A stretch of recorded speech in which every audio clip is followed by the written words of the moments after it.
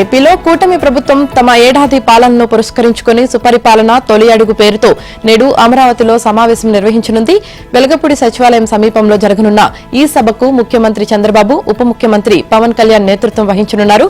ఈ కార్యక్రమానికి మంత్రులు, ఎమ్మెల్యేలు, ఎంపీలు, ఎమ్మెల్సీలు, ప్రభుత్వ ఉన్నతాధికారులు హాజరవుతారు.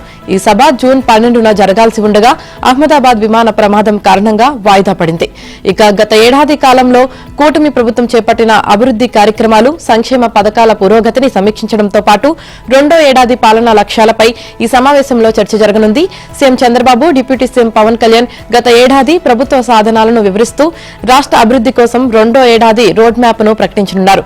ముఖ్యంగా అమరావతి రాజధాని పునర్నిర్మాణం, సింగపూర్ ప్రభుత్వం భాగస్వామ్యంతో స్టార్టప్ ఏరియా అభివృద్ది, పరిశ్రమల ఏర్పాటు, ఉపాధి కల్పన, సినీ పరిశ్రమ అభివృద్ది, గ్రామీణ ఉపాధి హామీ పథకం ద్వారా గ్రామ సభల బలోపేతం వంటి అంశాలపై దృష్టి సారించనున్నారు.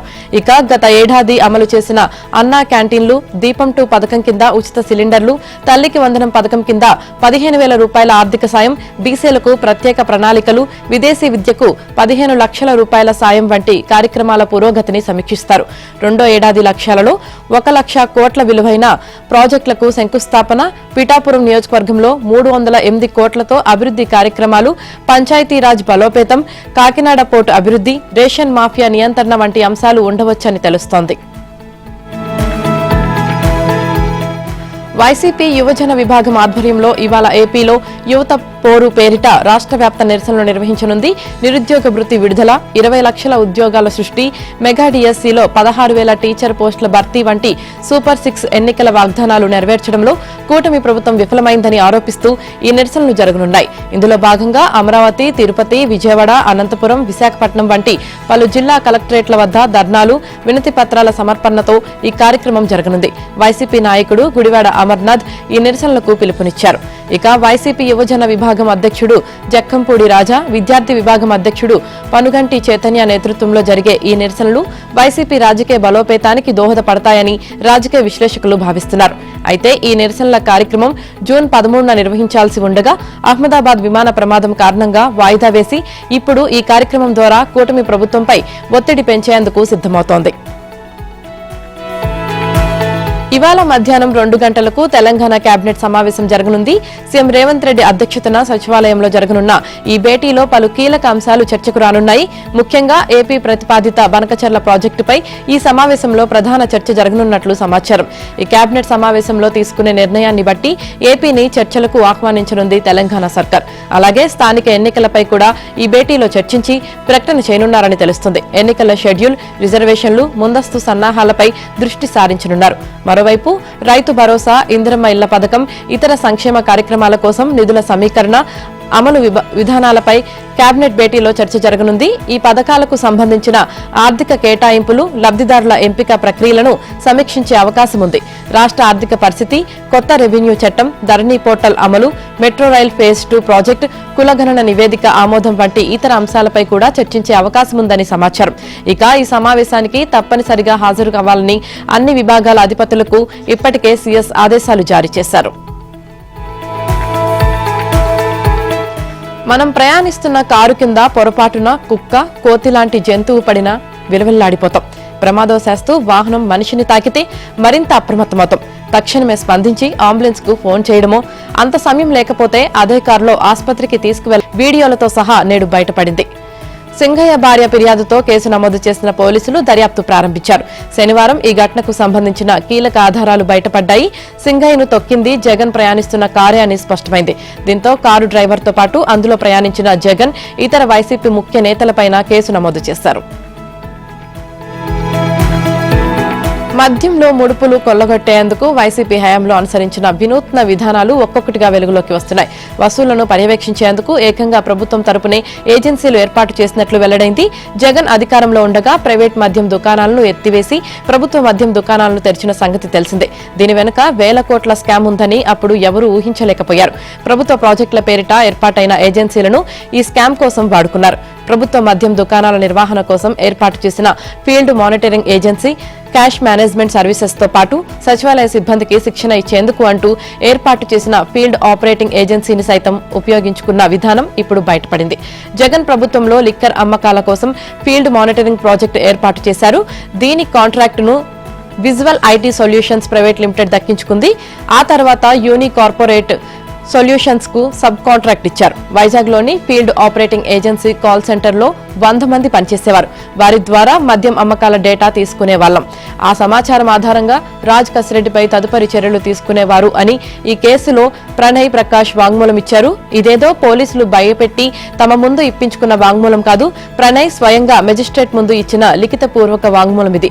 ప్రభుత్వ వ్యవస్థలను సొంత లాభానికి ఎంత నిర్లజ్జగా వాడుకున్నారనేందుకు ఇదొక నిదర్శనం.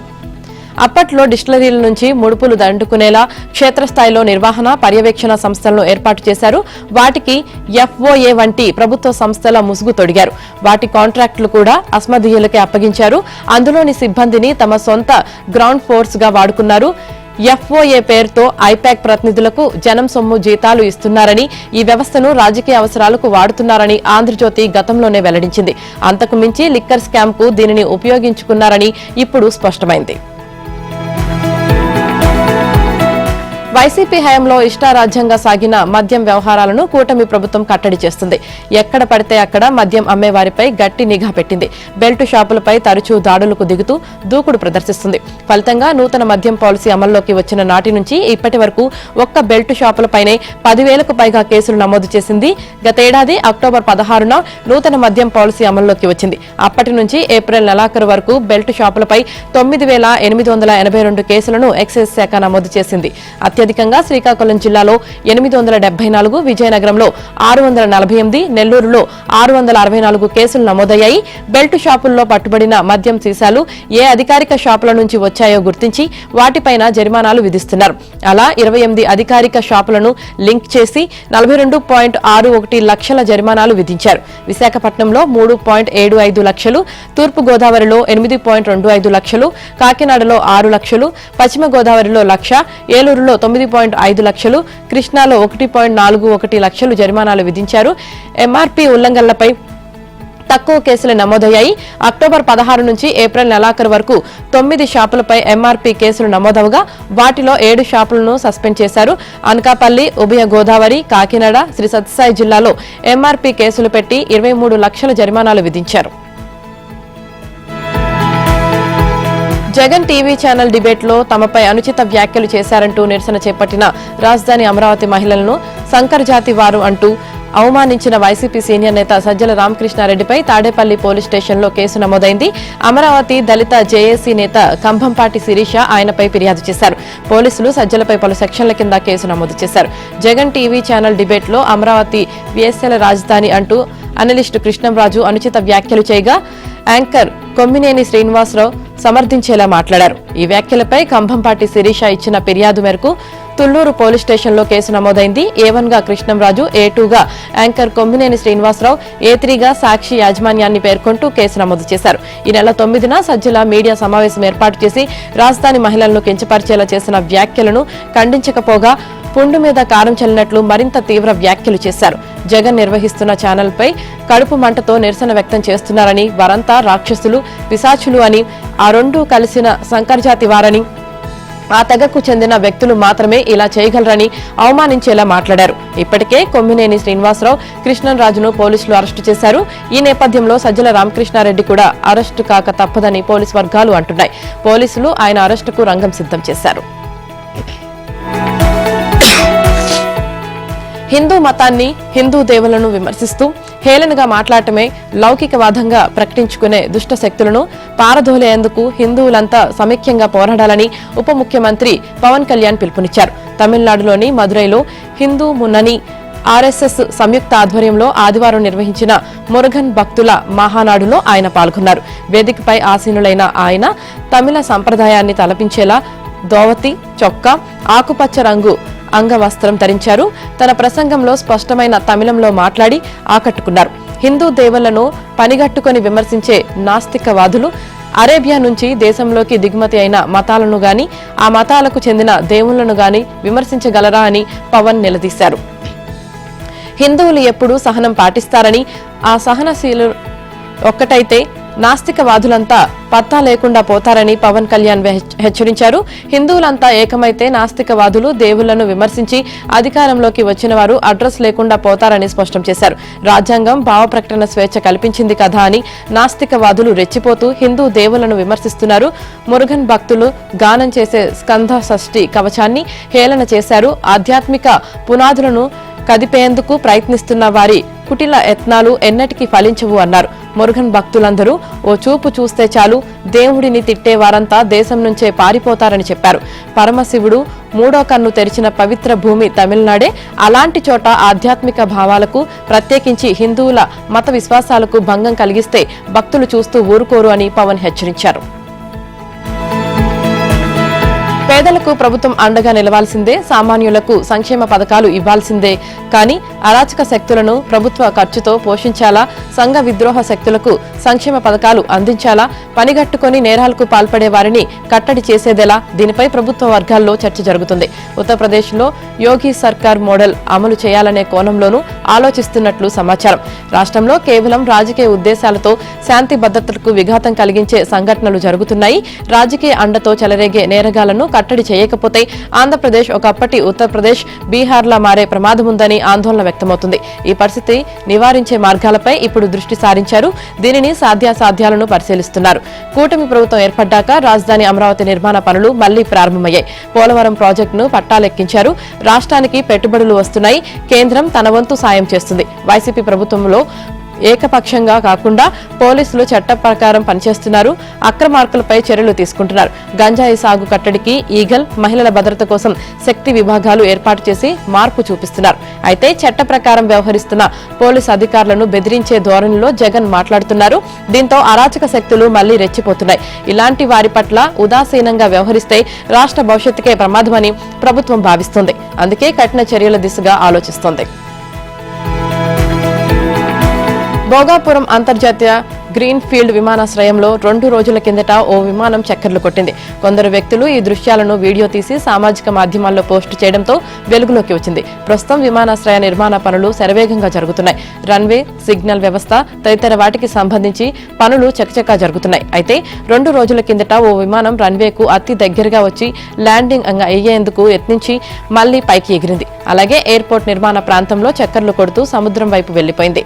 ఈ విమానాన్ని అక్కడ పనిచేస్తున్న నిర్మాణ కార్మికులు రెడ్డింక చేరు, చేపల కంచేరు, గూడెపు వలస, కవులవాడ చుట్టుపక్కల గ్రామాలకు చెందిన ప్రజలు ఆశ్చర్యంగా తిలకించారు. సిగ్నల్, రన్వే టెస్టుకు సంబంధించి విమానం వచ్చి వెళ్లిందంటూ స్థానికులు పలు రకాలుగా అనుకుంటున్నారు. దీనిపై ఎయిర్పోర్ట్ నిర్మాణం చేపడుతున్న జీఎంఆర్ సంస్థకు చెందిన ఉద్యోగులను వివరణ కోరగా నిర్మాణంలో ఉన్న విమానాశ్రయ పరిస్థితి, చేయాల్సిన పనులు, చిన్న చిన్న మార్పులు, అడ్డంకులు తదితర వాటిని పరిశీలించేందుకు అప్పుడప్పుడు నిర్వాహకులు విమానంలో వస్తుంటారు.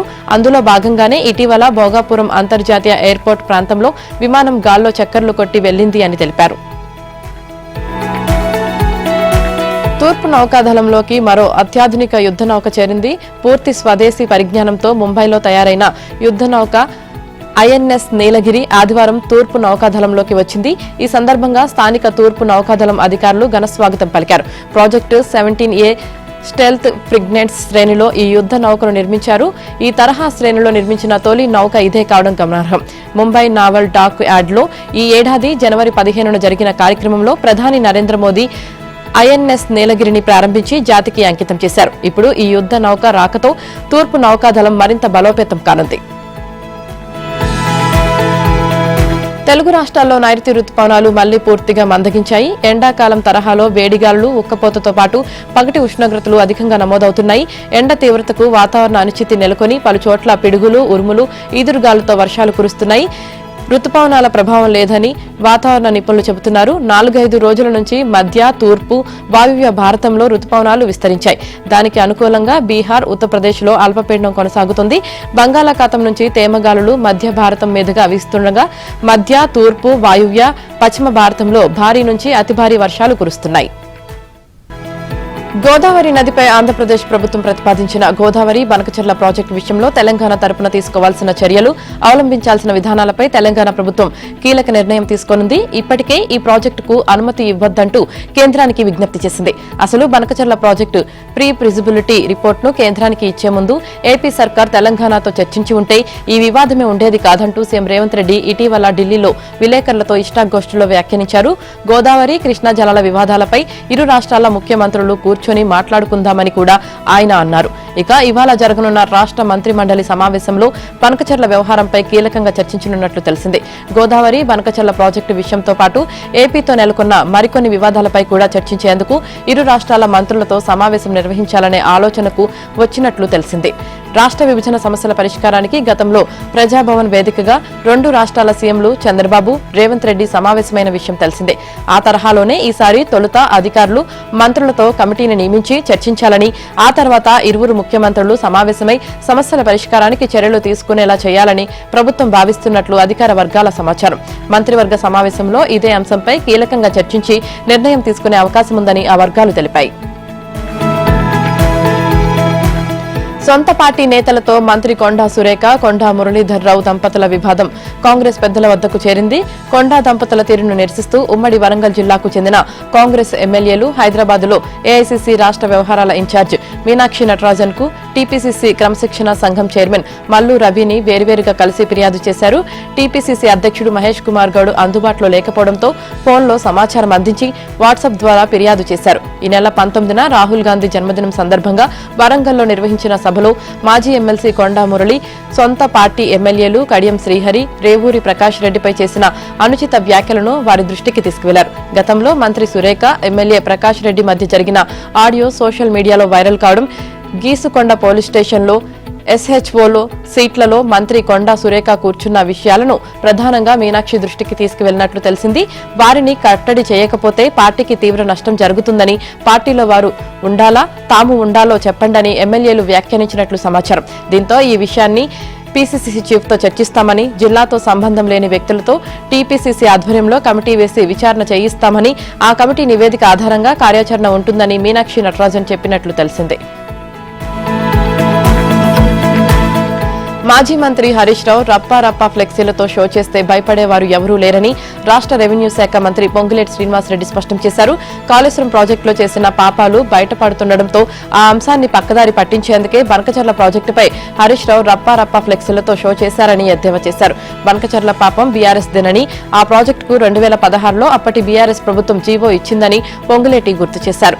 నల్గొండ జిల్లా నకిరేకల్లో జరిగిన బహిరంగ సభలో పాల్గొన్న పొంగులేటి కాళేశ్వరం ప్రాజెక్టులో చేసిన పాపాలు బయటపడుతున్నాయని, దీంతో ఆ అంశాన్ని పక్కదారి పట్టించేలా హరీష్ రావు రప్పా ఫ్లెక్సీలతో షో చేస్తున్నారని మండిపడ్డారు. డబుల్ బెడ్రూమ్ ఇల్లు అంటూ ప్రచారం ఆర్భాటంతో సరిపెట్టిన బీఆర్ఎస్ సింగిల్ బెడ్రూమ్ ఇల్లు కూడా కట్టించలేదని విమర్శించారు.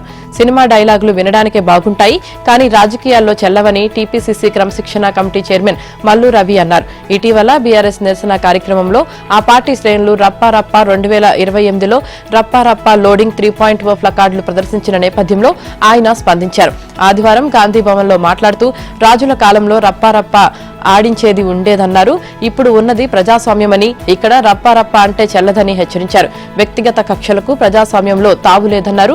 బీఆర్ఎస్ పరిస్థితి ఏంటో స్థానిక సంస్థల ఎన్నికల్లో తేలుతుందని చెప్పారు. బీఆర్ఎస్ వంటి పార్టీలకు కాంగ్రెస్ భయపడబోదని వ్యాఖ్యానించారు. రైస్ మిల్లర్లు, మధ్యవర్తులు, టెండర్లు ఏజెన్సీలు ఏకమై రాష్ట్ర పౌర సరఫరాల సంస్థ రాబడికి గండి కొట్టేందుకు యత్నిస్తున్నాయి. టెండర్ ధాన్యం బకాయిలు 4,000 కోట్ల ప్రభుత్వానికి చెల్లించకపోగా అందులోనూ 600 కోట్లు ఎగ్గొట్టేందుకు భారీ కుట్రకు తెరలేపాయి. టెండర్ ఏజెన్సీలు డబ్బులు చెల్లించకుండా బ్రేక్ వేసిన మధ్యవర్తులు పాత టెండర్లు రద్దు చేయించి తమ పలుకుబడితో ధాన్యం ధరను క్వింటాలకు 300 దాకా తగ్గిస్తామని నమ్మబలుకుతున్నారు. హైదరాబాద్ బంజారా హిల్స్ లోని ఓ కార్పొరేట్ భవనంలో ఇందుకు సంబంధించిన గూడు పుటాని జరిగినట్లు ఇంటెలిజెన్స్ వర్గాలు పసిగట్టి ప్రభుత్వానికి నివేదించినట్లు తెలిసింది. అయితే ఈ విషయంలో ప్రభుత్వం ఎలాంటి నిర్ణయం తీసుకోనుంది? గ్లోబల్ టెండర్ రేటు ప్రకారం క్వింటాలకు 2,000 వసూలు చేస్తుందా? లాబియింగ్ కు తలొగ్గి టెండర్లు రద్దు చేస్తుందా? క్వింటాలకు 1,700తోనే సర్దుకుంటుందా అనేది చర్చనీయాంశంగా మారింది. తెలంగాణలోని ప్రభుత్వ వైద్య కళాశాలలు బోధనాసుపత్రుల అభివృద్ధి అత్యుత్తమ సేవలు అందేలా చూసే బాధ్యతను ప్రభుత్వం జిల్లా కలెక్టర్లకు అప్పగించింది. గ్రామీణ ప్రాంతాల రోగుల బోధనాసుపత్రికి వచ్చేలా చూడటం, వైద్య కళాశాలలో ఖాళీగా ఉన్న అధ్యాపక పోస్టులను కాంట్రాక్ట్ అవుట్సోర్సింగ్ విధానంలో భర్తీ చేసేదాకా కీలక అంశాలను పర్యవేక్షించాలని సూచించింది. దీనితో పాటు వైద్య కళాశాలలో లోపాలు, మౌలిక సదుపాయాల లేమిని గుర్తించేందుకు ఏర్పాటు చేసిన మెడికల్ కాలేజీ మానిటరింగ్ కమిటీల్లోనూ జిల్లా కలెక్టర్లను భాగస్వామ్యం చేసింది. ఈ మేరకు తాజాగా ఉత్తర్వులు జారీ చేసింది. తెలంగాణలో 34 ప్రభుత్వ వైద్య కళాశాలలు, వాటికి అనుబంధంగా ఆసుపత్రులు ఉన్నాయి. హైదరాబాద్ లో 4, జిల్లాల్లో 30 వైద్య కాలేజీలు, అనుబంధ ఆసుపత్రులు ఉన్నాయి. జాతీయ వైద్య కమిషన్ నిర్దేశించిన ప్రమాణాలు, నిబంధనల మేరకు వీటిలో 2028 జూన్ నాటికి అన్ని రకాల వసతులను కల్పించాలని ప్రభుత్వం లక్ష్యంగా నిర్దేశించుకుంది. ఇందుకోసం సమగ్ర కార్యాచరణ ప్రణాళికను సిద్ధం చేయనుంది. ఇజ్రాయెల్ ఇరాన్ యుద్ధం, అమెరికా కూడా రంగంలోకి దిగి దాడులు చేయడంతో పర్షియన్ గల్ఫ్ లో గగనతలం ప్రమాదకరంగా మారింది. దీనితో భారత్ నుంచి యూరప్ దేశాలకు ప్రయాణించే విమానాలు మరింత చుట్టూ తిరిగి ప్రయాణించాల్సిన పరిస్థితి ఏర్పడింది. ఇప్పటికే పాకిస్తాన్ గగనతలాన్ని భారత విమానయాన సంస్థలు వినియోగించడం లేదు. ఇప్పుడు పర్షియన్ గల్ఫ్ ప్రాంతాన్ని వినియోగించలేకపోవడంతో యూరప్ కు వెళ్లే విమానాలు ఒమన్, సౌదీ అరేబియా, ఈజిప్ట్ మీదుగా లేదా హిందూ కుష్ పర్వత శ్రేణులు, చైనా, తజికిస్తాన్ మీదుగా చుట్టూ తిరిగి వెళ్లాలి. యూరప్ దేశాల నుంచి భారత్ సహా పలు దక్షిణాసియా, ఆగ్నేయాసియా దేశాలకు వచ్చే విమానాలన్నీ కూడా చుట్టూ తిరిగి ప్రయాణించాల్సిందే. దీనితో సుమారు 2-3 గంటల పాటు అదనంగా ప్రయాణించాల్సి ఉంటుందని అంచనా. దీనికి అదనంగా ఖర్చయ్యే ఇంధనం, అవసరమైతే మధ్యలో ఆగి ఇంధనం నింపుకోవడం, ఈ జాప్యంతో విమానాల నిర్వహణ షెడ్యూల్ మారడం వంటివి విమానయాన సంస్థలకు తీవ్ర భారం కానున్నాయి. ఢిల్లీ నుంచి ఫ్రాంక్ఫర్ట్, జ్యూరిచ్లకు వెళ్లే విమానాలు, వాటి తిరుగు సర్వీసులను రద్దు చేసినట్లు ఎయిర్ ఇండియా తెలిపింది. నక్సలైట్ల ఏరివేత కార్యక్రమాలను కొనసాగిస్తామని, ఈ వర్షాకాలంలోనూ వాటికి విరామం ఇవ్వబోమని కేంద్ర హోంమంత్రి అమిత్ షా ప్రకటించారు. ప్రతి ఏటా వర్షాకాలంలో నదులు పొంగడం కారణంగా దట్టమైన అడవుల్లో నక్సలైట్ల ఏరివేత ఆపరేషన్ను నిలిపివేస్తుంటామని, ఈసారి మాత్రం అలా చేయబోమని చెప్పారు. గాలింపు చర్యలు కొనసాగించి నక్సలైట్లకు విశ్రాంతి లేకుండా చేస్తామని అన్నారు. 2026 మార్చి 31 నాటికి నక్సలైట్లను లేకుండా చేయాలన్న టార్గెట్ ను సాధిస్తామని తెలిపారు. ఛత్తీస్గఢ్ రాజధాని నవరాయ్పూర్లో సెంట్రల్ ఫోరెన్సిక్ సైన్స్ ల్యాబ్లకు ఆయన శంకుస్థాపన చేశారు. ఈ వర్షాకాలంలోనూ నిరంతరం గాలింపు చర్యలు చేపట్టి నక్సలైట్లకు నిద్ర లేకుండా చేస్తామని తెలిపారు.